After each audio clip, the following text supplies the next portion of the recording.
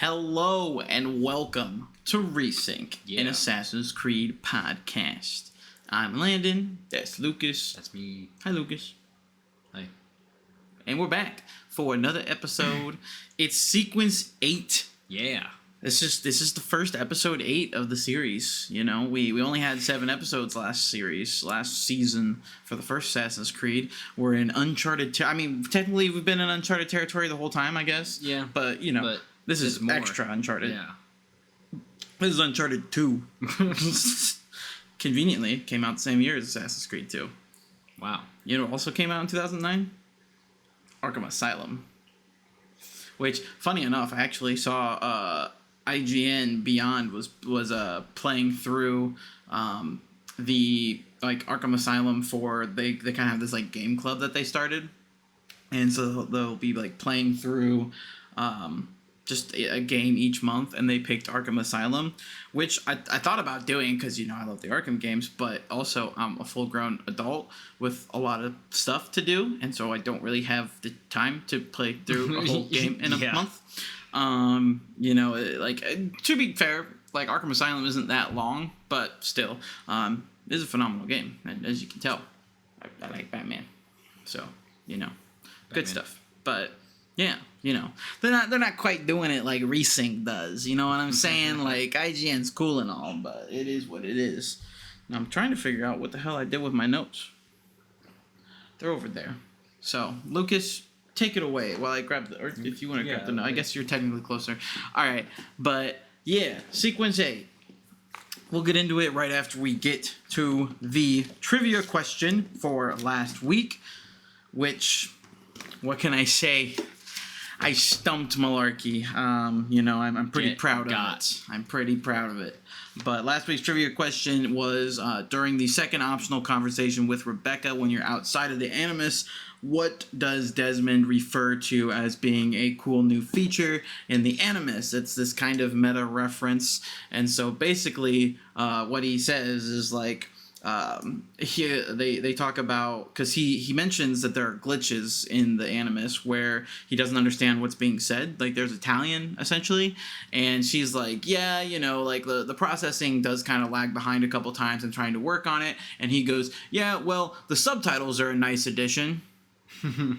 Which is really funny considering the first game didn't have subtitles. Yeah. And so it's new for the second game. And so I'm a huge subtitles guy. I'll always have them on because I like catching some of the background stuff and everything, and I just can't hear, I feel like sometimes, and it's just I can read it.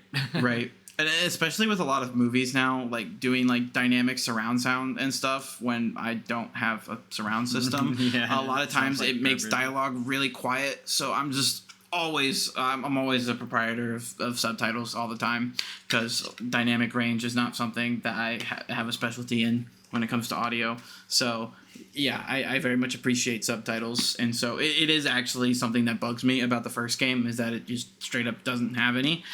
And so they made this kind of meta call out for the second game, adding subtitles, which I'm very happy about, and it was really funny. And apparently a lot of people had to be.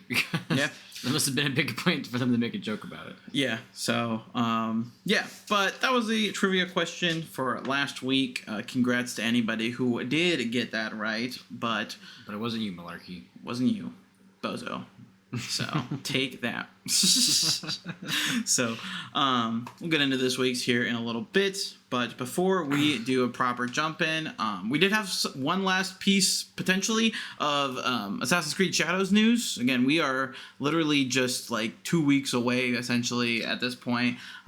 Crazy. For the game to drop. It's right around the corner. They're gearing up, and they did their final deep dive, which was all about the hideout.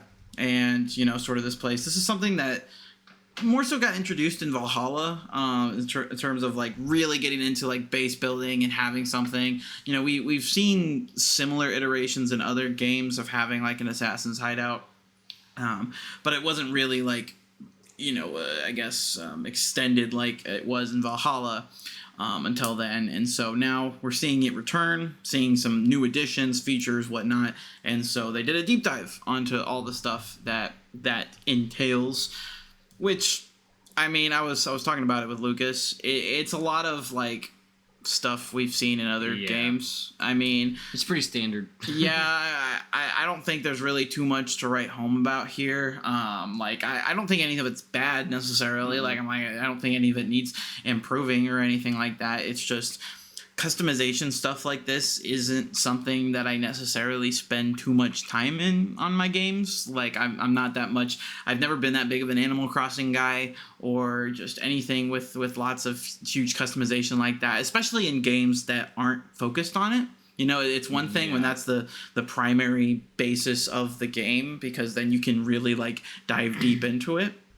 But something like this. I remember the Hogwarts Legacy, like, it was kind of cool, but, like, I was kind of annoyed by it, like, the stuff that it made me do with it, because, like, I don't really want to do this. I just want to, like, blast people with some spells and do missions. So, yes, I agree. But one thing I actually did like about Hogwarts Legacy that I hope / wish Shadows would do, I don't necessarily know if that's going to be the case. Doesn't sound like it would be. Is I really like how Legacies evolved throughout the game, and like how you kept getting like new like expansions to the Room of Requirement and different. Like, yeah, that was kind of cool. I did like that. So yeah, versus you just kind of getting like one plot, and you're like, all right, you'll unlock some new stuff for it, but this is pretty much what you get. Yeah, they make it sound like you get 1 acre. Yeah, exactly. So yeah, because they literally say you have slightly over 1 acre to customize how you want. And again, like, this type of style isn't new to video games or whatever, so it's not like, oh, Ubisoft do better. But I do think I actually really liked the Hogwarts Legacy approach of it. Like, especially, I think that one gets a little bit of bonus credit just because of just how Hogwarts Legacy was in general. It's just a love letter to Harry Potter fans. So I think there's a little bias there because of just being able, like, having that nostalgia for the Room of Requirement and just Hogwarts stuff. You know, there's a little bit there, and I think, to be fair, Assassin's Creed Shadows can also have a lot of that because you've got a lot of nostalgia for the franchise in general, as well as just Japanese culture, and that being like the theme throughout this entire game is trying to show off like authentic Japanese history, culture, what have you. And so, you know, there are ways they can benefit off of this, and so obviously we're not going to know every little facet of what it is right now. There's stuff that I'm sure they're kind of keeping as a surprise, but there is a bunch of customization you can do with the hideout. There's lots. They went into different, you know, buildings that can be built and stuff like that, which, again, fairly standard. Just buildings that kind of work with the different systems in the game, like your stables that unlock the ability to use your scouts for smuggling stockpiles, or the forge, which is where you upgrade your weapons and armor.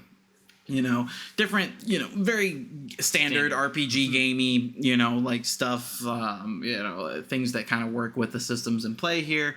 And that can all be kind of built and customized to your, you know, your own fancy. So kind of do whatever you want there. And then they also have these like themed rooms as well that'll boost XP, certain stats, health recovery, things like that.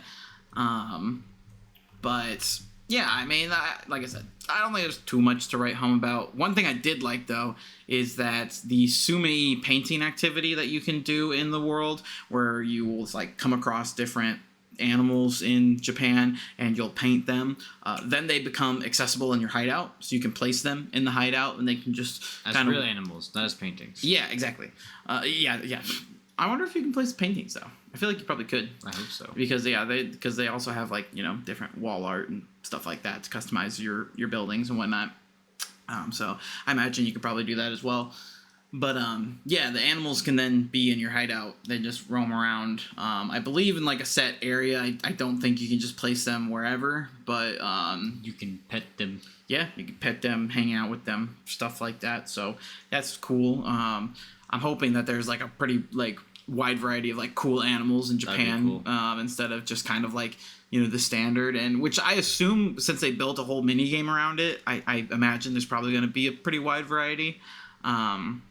But yeah, and then, you know, one of the things they talked about in a lot of the lead up was about these people that you recruit to your hideout that are helping you out, and they go a little bit more into just kind of evolving and unique dialogue between people in the hideout and stuff like that. Again, a lot of buzzwords that we've been seeing over the last generation of these.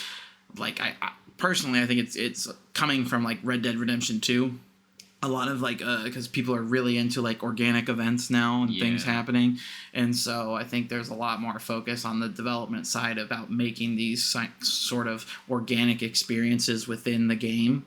It's gotta feel alive. Yeah, so they talked a little bit about that, but yeah, this is kind of like they said that this was the end of their deep dives through all the different features of Shadows, so we're almost there. It's exciting, fun times. Yeah, so cool stuff. We're almost there. Yeah. Fingers crossed. People do have review copies. They've been posting over the last couple days of, all that. So that is out in the wild. And you don't. And neither do you. Yeah, no. I don't care. Well, I do.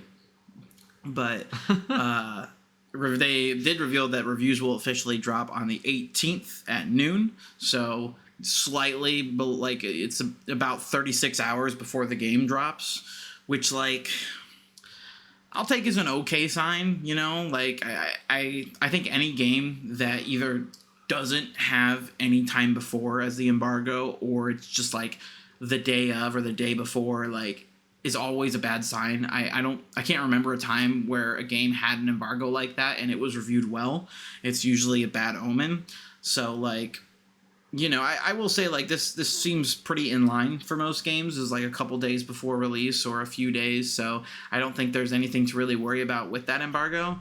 There are definitely some that will do like a week before the game comes out, but I think those are ones that like pretty safe ones. Like I feel like the GTA 6 embargoes will probably be well before the game comes out because they won't care. But that's good news, I guess. And so we're almost there. Get excited. And with that, let's get into Sequence 8. How are you feeling now? Now that we've made some progress in the back half of the game. Well, the sequence was like a tad goofy, but I was fine with it. That makes sense. I can agree with that. Still introducing new mechanics. We got to fly Leonardo's flying machine. Yeah, that was fun. So, Even though I crashed that thing so many motherfucking times. I crashed it twice. There's I crashed it once during the test flight because well, you have to crash it in the test well, flight. yeah, I get that, but that might have been forced. I don't know, because all of a sudden it wasn't controlling like it was supposed to, and it just went down. Go down, right? Yeah. Okay, I also crashed, and it was like, you almost flew. And like, I didn't fly far enough. Right. So. Yeah, but whether you want to count that or not, I was still kind of getting the hang of it. And then I did crash once during the actual flight. My problem was with that is, like, I just know where to go. I thought I was, like, I kept going right instead of left when I, like, initially went. And apparently if you go right, it just dead ends. And I'm just like, well, now I can't go anywhere. And I just crash because I get, like, lost. And I can't, like, turn. Just follow the fires. They're on the minimap. Yeah, but then there's, like, no more fires at a certain point. And I'm not close to the target to the building. Well, you gotta follow the path, because there are a couple diverging paths. Like there's a lot more fire, because because again it's been forever since I played. I assumed like you cleared out the 4 places that there would just be 4 fires, but no, there's actually there was a dozen fires. There's like at least 2 dozen fires. Yeah. So, and they kind of span off. So like I just kind of followed the natural progression of the fires. Well, see, I followed the progression of the fires right, but if you followed them left, that was the way to go. Well, were there also guards? Because you can use guards for a boost as well. That was kind of my bailout. Like, if it was ever to the point where I'm like, I'm not close to a fire. If you lock onto a guard and do that kick, it'll propel you up into the air. I didn't catch on to that. Yeah. So that's a little cheat way of kind of maximizing your stuff. Because there were a couple times in my flight where I was getting pretty close to crashing out, and so I would just frantically look for the nearest like line of archers and lock onto one, because when you kick them, it'll like push you back up into the air like a pretty significant amount. Honestly, like they could have dialed that down a little bit, because it 100% like I feel like you probably wouldn't even need the fires if you were just like go from archer to archer. But then I feel like you probably die getting that close to the archers over and over again. You probably take a few hits here and there, so your health probably wouldn't make it. But it was pretty funny. I wonder what the last Assassin's Creed game to like kind of do weird shit like that, because like they've had like the cart they had to control, right? And then now they've had like the Leonardo flying machine, And like, do any games do that anymore? To be honest, Like Assassin's Creed games, like do they like have fun with that? well, it's hard to say because a lot of, at least in my experience, because like I said, I've played pretty much every mainline Assassin's Creed game with a couple exceptions, but I haven't beaten an Assassin's Creed since Black Flag. So I think a lot of those types of mechanics are usually saved because like the first act is, you're introducing the core mechanics and the core gameplay. You're not really doing wacky stuff like that just yet. And so, to be honest, I don't really know. But, I mean, I would think at least through Syndicate there would be stuff. I know, like, I know there's a bar fight in Unity. And so, like, it's the... I remember, because I played a lot of Odyssey, like, 30 hours of it or something. Because I did a lot of side shit. Honestly, I didn't play, like, right through the story. But, right.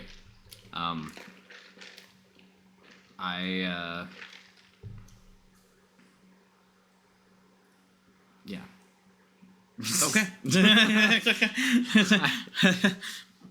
I mean, yeah, it's fair. I never saw stuff like that, like wacky stuff. And well, I mean, on one hand, you could say they relegated them to side missions when it came to the RPGs. But then also, like, I don't know, like, I feel like it's, like, side missions, side quests, like, different things like that is more so where you would see stuff similar to that. But I will say it's harder to kind of find the sort of cinematic quality, I guess. Yeah.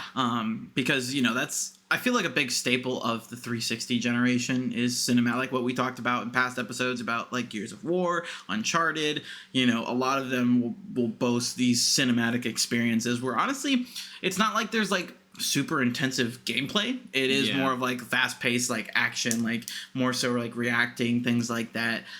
Shocked we haven't seen any cutscenes yet because those are because this is the generation where they're all the rage. And so which I think there are cutscenes in Assassin's Creed, or not cutscenes, quick time events. I don't think they use them super often, but I feel like like the quick time events that I've seen in this game are like hugging people. Well, yeah, right. Like different like cutscene things like that. But I do feel like they add some more later on, if I remember correctly. Like I said, it's been forever, but I feel like a lot of Assassin's Creed 2's kind of weird like gameplay gimmick stuff has to do with that sort of cinematic focus that the industry was heading towards with the 360. Because I mean, this generation was the first generation where we really approached like photorealistic graphics. Like the PS2 and the Xbox were pretty close, but it was more like cartoonish like things. You see like Final Fantasy X. Like obviously you have like smoothed over like character models and stuff like that, but they're more like animated characters versus photorealistic. There's a lot more stylistic stuff. Like we've got Wind Waker, being like the cell shaded, like that's the kind of art styles you see in the previous generation. Whereas now we're getting to more like movie like experiences. And so I think these types of gameplay mechanics kind of stem from that, about wanting to go more cinematic versus... That makes sense. People are just like enjoying the cinematic feel. The ambiance of it all, if you will. But yeah, I mean, still great. Still, fantastic time. But going to the start of the sequence, it's 1485 in Venice, which this kind of takes place over about like a year. I think the next sequence goes to 86. And so the timeline of this is a little ambiguous. I think it's fairly soon after, because the whole thing is like Ezio goes to this meeting that Carlo's attending where he's questioned by a Templar about Emilio's whereabouts, but they're basically just like, he'll probably show up with the others, and they start. So Ezio tails them, and basically they're plotting to take over Venice and assassinate the Doge, The Doge. Yeah, which, how apt. Yeah, that sounds something maybe we should think, But, they're plotting to poison the Doge and seize control of the city. And pretty like they're talking a lot about Ezio, and that there's an assassin who has completely just wiped out the Pozzies and is now operating in Venice, because when they meet up with the others, they're like, nah, Emilio's dead. Like, the assassin got to him. It's like, how do you not know? I don't know how that man did not know Ezio was there yet still. Like, I was laughing at the other guy for not knowing. I mean, we killed that guy. And how did he not know? That guy's dead. Literally. But, so they're all, like, freaking out, being like, oh, shit, like, this is going down. And, the big boy himself, Rodrigo Borgia, or whatever the fuck his name is, he's over there. And he's like, I'm handling this personally because y'all keep screwing the fuck up. Yeah, it's like this one dude is just putting the shit in all of our plans. Yep. So, he goes over the plane with them, starts doing stuff. They're all kind of on edge, looking around for Ezio, not realizing he is actually there, but kind of assuming he is. Yeah. And so they're getting a little cagey about it. But basically, they're like, we need to accelerate our plans because, we might all be dead if we don't. So let's get on with it. And so Ezio kind of feels a little bit of guilt because it is kind of on him, which, I don't know, like, I mean, he's literally, like, I feel like a lot of this game has been being, like, reactive. Because, yes, it is, like, a quest for vengeance. He wants to avenge his family and whatnot. But he is also kind of, like, interrupting these events that would cause massive, chaos and, big wins for the Templars. Like, they tried to overthrow the Medicis, which he stopped, which obviously his motives were not quite necessarily to save the Medicis. It's more so about, like, the vengeance with his father, but he is aligned with those beliefs as well. So, like, as much as he's like, oh no, what have I done? Like, if he hadn't done anything, I feel like it would have been a lot worse. What do you think stops him from just, like, murking him right there and then? Because there's, like, not that many guards, and there's definitely times in that, like, sequence where I could have gone down there and just been like, stab, stab, stab, stab. And it would have been fine. Well, I mean, they do mention this bodyguard who's with them, and they talk about how he's, like, super skilled and stuff like that. And, I mean, the whole thing about, like, an assassin, like, one of the core tenets is, like, talks about, not going in unprepared and, like, not trying to compromise the Brotherhood. And so, like, I feel like rushing in and just being like, screw you guys, like, risks the possibility of him getting captured. And well, I feel like she should have planned to kill him. Like, he knew they were all meeting up, right? You're going to the meeting. He should have just been like, maybe I should just kill these guys right here.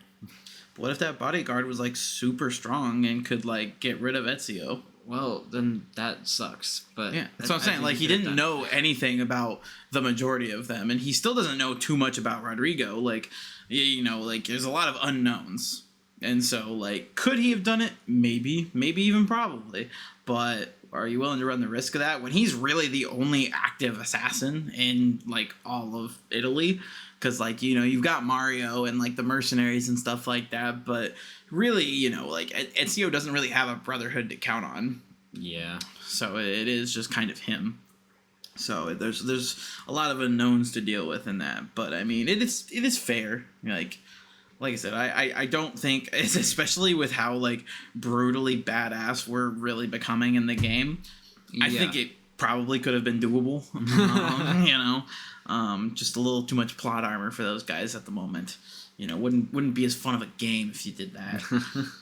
But yeah, so they're essentially plotting, and so Ezio goes and runs back to Emilio's palazzo where Antonio and Rosa are, and explains, everything about them, and being like, hey, they're trying to do something tonight. And so get rid of the Doge. Yep. And so they've got to scout out the Palazzo Ducale, which just so happens to be where where an assassin's tomb is. Yeah, which I did before that mission, and was like, really, I was like, man, I already took this path. Yeah, exactly. Like, I had also done that before that mission, but I kind of just forgot that you also did the tomb. But it feels like a good time to talk about that narratively. And so there is an assassin's tomb, so if you haven't done it yet, you might want to skip ahead a little bit. But we can talk about San Marco's secrets. Yeah. So how'd you feel about this tomb? Honestly, this one kind of annoyed me a little bit. I did like how it was different than the rest of the tombs. Like, it was kind of like, hey, solve a puzzle.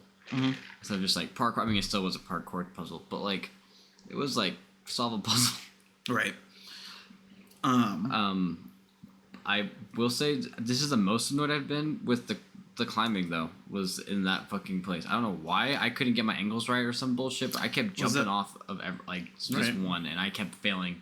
Was it the one with the circle things, and then you had to do a back jump onto the thing, and it didn't want to do it. It didn't want to do it on the water, on the wall. Yeah. It took me like 4 tries. Bro, I was getting so mad. No, 100%. They screwed up the coding on that part because, it was doing the same thing, and I'm like, how could I possibly be fucking this up? There's only one possible way to do this. Like, what's going on? It took me forever, and it was making me very mad. I completely understand. And there was another one too where I was going up the stained glass window, and I guess I back jumped too early, and he just completely missed the lever. Did he die?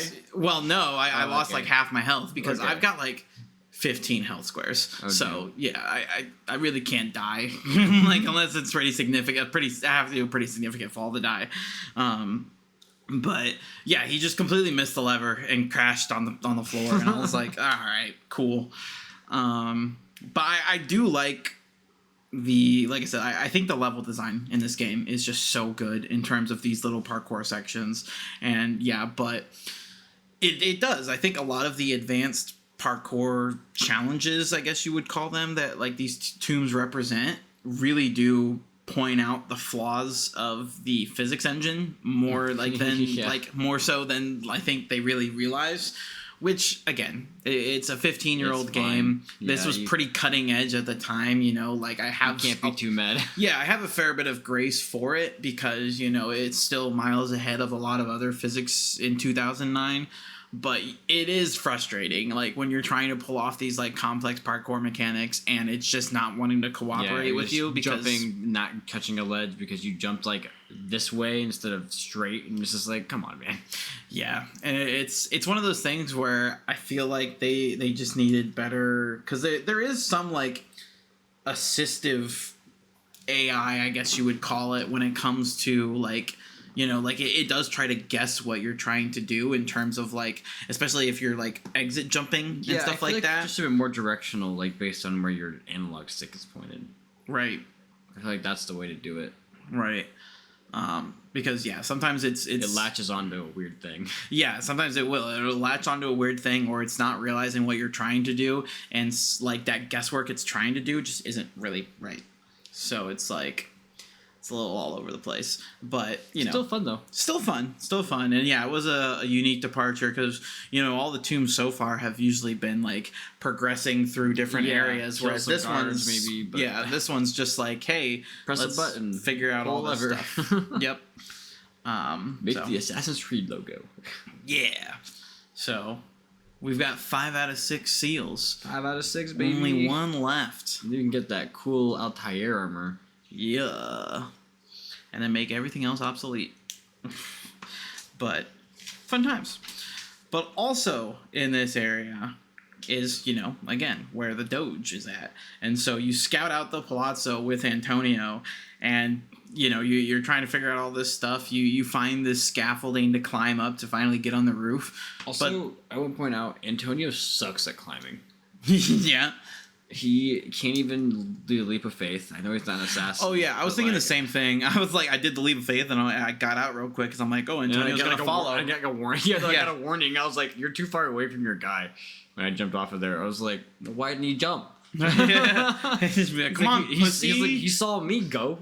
He's safe. Yeah. Just see him climb down. He just climbed down and like come out real fast. I'm like, you bitch. But, fair enough. But we can't all be assassins. Can't all be like me. It is what it is. Can't be Ezio at the Torre da Firenze. No. But even going up all the scaffolding, still there's a big old fence in the way from the actual proper palazzo. So it's pretty much impenetrable. And Antonio makes a comment of no man can do it. You have to fly.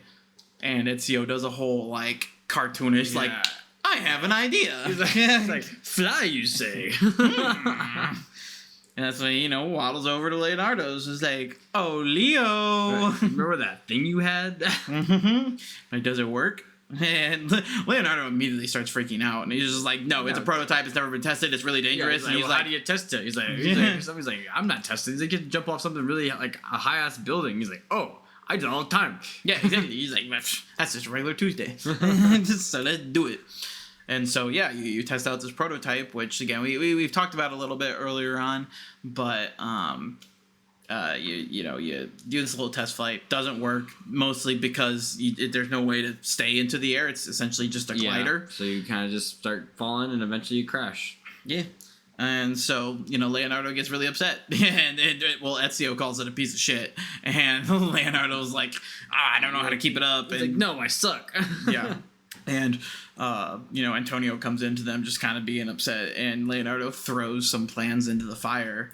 And that's when he realizes, the paper rises. He's like, heat rises. Oh, so we'll have a bunch of fires all over the city. Yep. And so the plot begins as Ezio starts taking out some guards across the city, which then frees up the thieves of the rebellion to then make some fires to then have all this heat rising, so that when the glider catches the essential heat from the fire, it'll then raise it back up. And so then you're able to fly on over to the palazzo to infiltrate. Yeah, you're basically Batman. Basically become Batman. But that does lead me to this week's trivia question, because there is a semi-missable achievement that can be obtained this sequence. It's the only real missable achievement in the game. Everything else is just obtained, you can do whenever, or it's story-based achievements. And so, but there is one where you can only get it this sequence and in sequence 12, because it revolves around the glider. And so there's only a couple spots. Otherwise, you just have to completely replay the game up to this point. The trivia question is, what is that achievement called? And I'll even give you the thing of it does have to do with the fact of you have to take out a guard with the glider, which Leonardo even spelled, or is it Leonardo or Antonio that talks about you could just kick them down? I think it's Leonardo. Leonardo. Yeah, because he's like, you still have your legs. He's like, you might not have your arms, because he wanted to use a sword. Right? He's like, I want to slice people from this thing. Right? He's like, well, you kind of need your arms for flying, but you do have your legs. And it is really fun to take out those guards. Because, you just come in and just sweep kick them, and then boost yourself back up into the air. But there's an achievement for getting that. But what's it called? So, name that achievement for this week's trivia question. I, of course, got the achievement, as I'm going for 100%, which I'm 22% of the way through the achievements for the entire Ezio collection. So I feel like I'm pretty far along in the achievements for this game. Now, that being said, I do have a couple achievements from Assassin's Creed Brotherhood in there, because I played a little bit of that a year or two ago. So it's not technically accurate to just 2, but I feel like there's 3 games, so I'm assuming 33% is 100. So I'm not too far off from that. But because I only like I said, I only have a couple achievements from Brotherhood, I'm pretty sure, so it shouldn't be too much of that percentage. But put to Q, and so. Yeah, you pilot the Leonardo's flying machine to the palazzo to get inside and assassinate Carlo. However, you're too late to save the Doge. The Doge dies. Yep, you get there right as his cup is poisoned. He's like, don't drink that. As he's zipping it, and then he's like, he eventually is like, he's already dead, bro. He drank a whole cup. Mm-hmm. He's like, well, I tried. I'm even do now. When he said that, because bro pretty much immediately starts coughing up blood. He just dies. He's just like, I tried. Yeah. And so you at least kill Carlo. You get that, but it is too late to save the Doge. And it's kind of weird because after you have that little scene with Carlo of just being how you can't stop this, blah blah blah, and then they cut back to the Doge continuing to die. And just be you killed me. Oh. Yeah, and it kind of made me feel like he was it made it look like that Ezio killed him, when he came out of there. So I feel like you were gonna get blamed for that. Oh, for sure. And I do think that's what they were going for, was because Carlo runs out and is an assassin has killed the Doge and is pinning it on you. And so with the Doge coming out and not specifying Carlo, which I think is what he was trying to do, but he just couldn't get out the right words. I'm assuming the reason for including that was to put more suspicion on Ezio, which I'm curious because, again, it's been a while since I played, so I don't remember the actual gameplay mechanics, but I'm curious if that's going to affect our notoriety going into the next sequence, because now we've killed a government member in Venice, apparently. And so, which make good points. Technically, we did anyway, because Carlo is a member of the Council of 10, so he's basically like, one of the like government directors. So like, we're technically guilty regardless.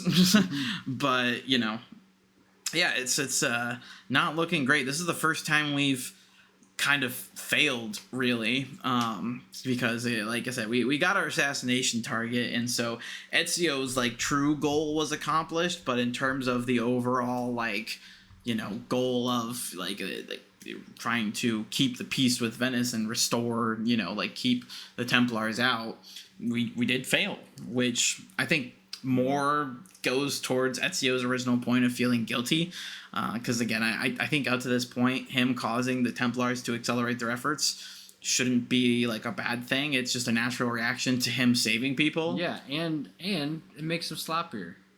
Yeah. So like I feel like Ezio can almost capitalize on it, because he's like catching him off guard. He's like getting them at their like best. Mm-hmm. If they start slacking, like he's gonna clean up. Yeah, exactly. But they're acting a little too quick for him this time, because he's failed. He won, but at what cost? And so it'll be interesting to kind of cost of the Doge. Yeah. And so, they appoint, and like I'm assuming they'll appoint one of their Templars as the new Doge, and we'll have to see how that fallout goes.